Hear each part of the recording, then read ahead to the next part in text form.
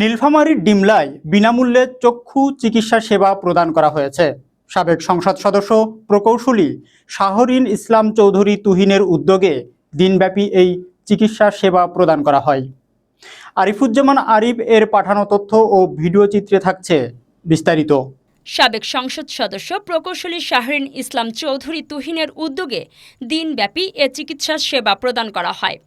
শনিবার সকালে Dimla technical and business management institute মাঠে চক্ষু চিকিৎসা সেবার উদ্বোধন করেন শাহরিন ইসলাম চৌধুরী তুহিন।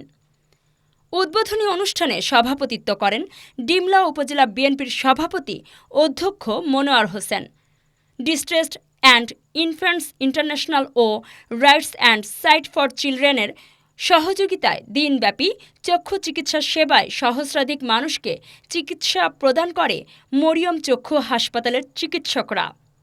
অনুষ্ঠানে শিক্ষা প্রতিষ্ঠানের পক্ষ থেকে সাবেক সাংসদকে সম্মাননা প্রদান করা হয়। পরে চক্ষু শিবির ক্যাম্প প্রদর্শন করেন প্রকৌশলী শাহরিন ইসলাম চৌধুরী তুহিন এবং রোগীদের খোঁজ খবর নেন। মানুষ আস্তে আস্তে তো সেই একটি বাচ্চা তারা পেয়েছিল টোমারে এবং সেই বাচ্চার সাকসেসফুল অপারেশন হয়েছে। আজকে সেই বাচ্চা আলহামদুলিল্লাহ ইমপ্রুভ করতে দেখতে পাচ্ছে। সো এটা আমার প্রতিজ্ঞা, তার আমার বন্ধুর হয়ে আমার প্রতিজ্ঞা আপনাদের প্রতি, যে এই ডিমলার মানুষ, ডোমারের মানুষ কেউ যাতে বিনা চিকিৎসায় অন্ধত্ব বরণ না করে।